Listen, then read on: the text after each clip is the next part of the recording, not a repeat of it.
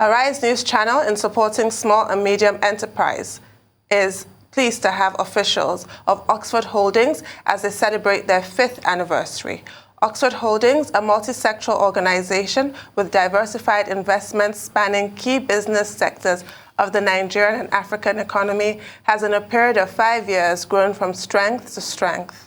Now joining us to discuss the company's 5th anniversary and its future growth prospects as it continues to diversify its portfolio are Segun Ayo, Executive Director, Business Development at Oxford Holdings, and his colleague, Uzoamaka Ezekwe. Good morning and welcome to the morning show, Segun and Uzoamaka. Good morning. Good morning. Yeah, thank you for joining us. Well, let's start talking about Oxford Holdings. Let's start with the company itself. What's the organization all about? What do you do? What do you stand for? Let me start with you, Segun Ayo. Just like you said, you read earlier, we are a multi-sector organization that has over the last 5 years expanded from being just a real estate organization to an organization that now play in the agri sector. We also play in the entertainment industry, a bit of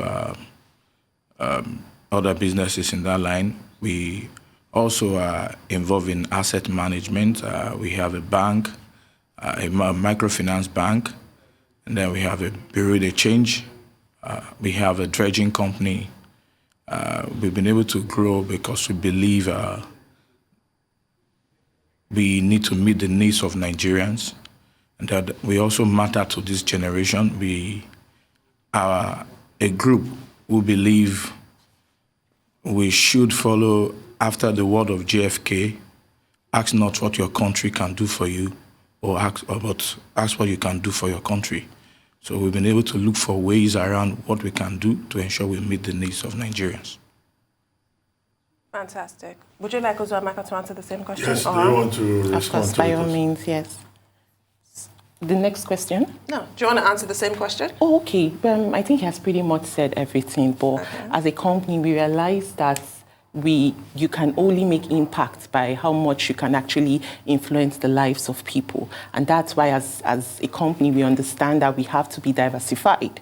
Of course, with a country like Nigeria, where the policies are constantly shaky, the inflation rate is constantly on a rise. The more we diversify, that gives us a hedge to ensure that profit as a business remains number one for us. So is that what drives this diversification, wanting to help people and make a profit, or is there more to the story than that? So the idea is for one, we want to prove that as Nigerians, there is everything we set our mind to do, we can do it. As a country, we realize that Nigerians are very talented and gifted.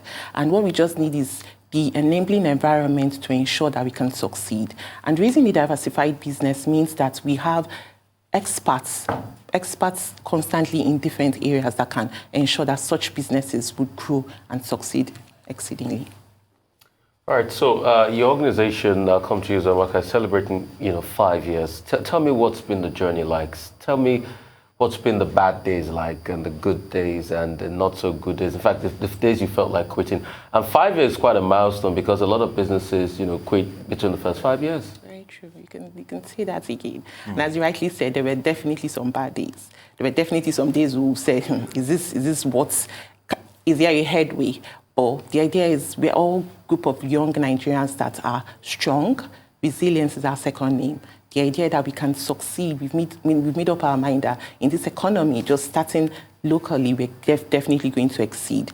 So it's the journey has been a great one. It's been one of lessons and experiences. Sometimes whatever you set out on the drawing board, you go to the market and it's totally different.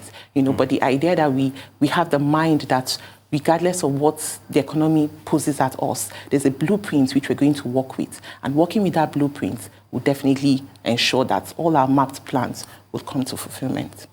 So, well, Segun, I don't know whether you also want to comment on the 5 years, the journey so far, but which business sector are you most invested in and why? Real estate, because over the years it's proved to be one of the most sustainable and also profitable area to go into. As a matter of fact, we have well over 40 estate locations across the country as we speak. And like I said, we started as a real estate company. We've been able to also do well in that aspect. So, and that's why we are doing pretty good in it. Right. So, Uzoamaka, your business is largely investor-driven. So what do you have to say to investors as your business has reached this significant milestone? Oh, I think the first thing we're going to say is thank you. In a country like ours, it takes a lot for people to believe in you, believe in your business, and commit their funds to ensuring that your business grows and at the same time they get their return for their investment. So the first thing we're going to say is thank you. And the second thing we're going to say is that the trust you have placed on us, we're definitely not going to let you down. Oxford is just 5 this year, but we're looking forward to decades and millenniums of years of growing this business. And for the first set of investors that had trusted us with believing in our dream, what just started as a dream, to what has bettered this big company, conglomerate we have for today. We say thank you, and of course, they would forever remain the first and the prime reason of why we exist, meaning we'll definitely remain customer-centric. Aside remaining customer-centric, we would constantly make our business carved around them to benefit them first, to ensure that, of course, their belief and their trust in us is not, we definitely live up to expectations. And of course, all that we had said we were going to do, our blueprint or vision for existing, will definitely meet it up. So I'd like to just know, in general, working and doing business in, a country like Nigeria, what has been the things you've seen about the business environment that when you look at, you could probably improve, that you want to be improved on? What are the challenges? How can it be better? Take, for instance, the real estate sector. I mean, we had a building collapse the other day. What are the things that probably can be improved on? Wow. I think one thing that has to be improved of as much as I can say, okay, we need government's help or intervention, but I think, and I know the government is doing as best as they can, but as indigenous companies, we can, as much as possible, make through with all our plans or whatever commitments we make to the Nigerian public, we need to ensure that we deliver as well do, And I would say that, of course, back to the government, they need to constantly create an enabling environment for companies or SMEs like ours to flourish. Because it's one thing for us to have all our plans, all our visions, the drawing board mapped and all, but it's another thing to ensure that the environment is conducive for us to flourish. Other countries have it easy, that with whatever strategies they develop, implementation is very easy. They have the human resource, they have the capital, so implementation is very easy. But for a country like ours, Nigeria, it takes twice as much energy as needed to ensure that you constantly remain afloat, you constantly represent the brand that you want your customers or your clients to want to happily associate with. So it still remains the fact of the government helping us, and of course for Nigerians to believe that it's not all bad. Yes, we know what's out there, we know the stories, we know the impact of COVID-19, how it has affected businesses, how generally the outlook of the economy. But we also want Nigerians to believe that it's not, if we just throw our hands up in the air and say, oh, we're all doomed, we're not going to make it and all that, there's no hope. But the idea that youngsters like us, young people, we're all young, at least to some extent, I can say, still believing that this country, if we're not going to fix it, nobody will fix it again for us. So it's one thing to say, okay, yes, we want to relocate, you want to travel out, the country is doomed and all that. That's not the solution. The solution is to roll your sleeves and know that this country is ours. Nobody's going to handle this country for us. Nobody's going to liberate this country for us. And so Nigerians should know and believe that there are companies out there ready to do the work and ready to leverage Nigeria and make Nigeria great as it is. Here. Well, Segun, maybe you want to talk more about the issue of challenges, particularly in terms of the business environment and government regulation. But beyond that, we'd like to also hear from you lessons learned in the last 5 years. Lessons learned in the last 5 years. You have to comply if you want to actually break through in the country.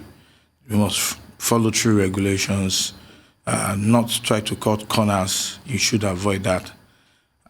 We've been able to also know that as an organization, sometimes when you draw up your plans, it might not even be as you have written it down.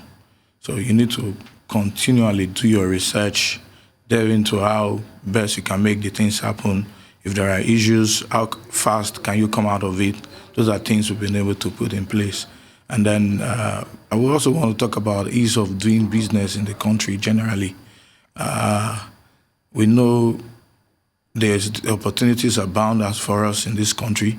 At the same time, there are one or two things we need government also need to fix, and in the only two way we are doing also our part there. Thank you. Well, thank you very much, Segun Ayo and Uzoamaka, for joining us this morning on the morning show. We wish you all the best as Oxford Holdings moves beyond the fifth year. Thank you very much indeed.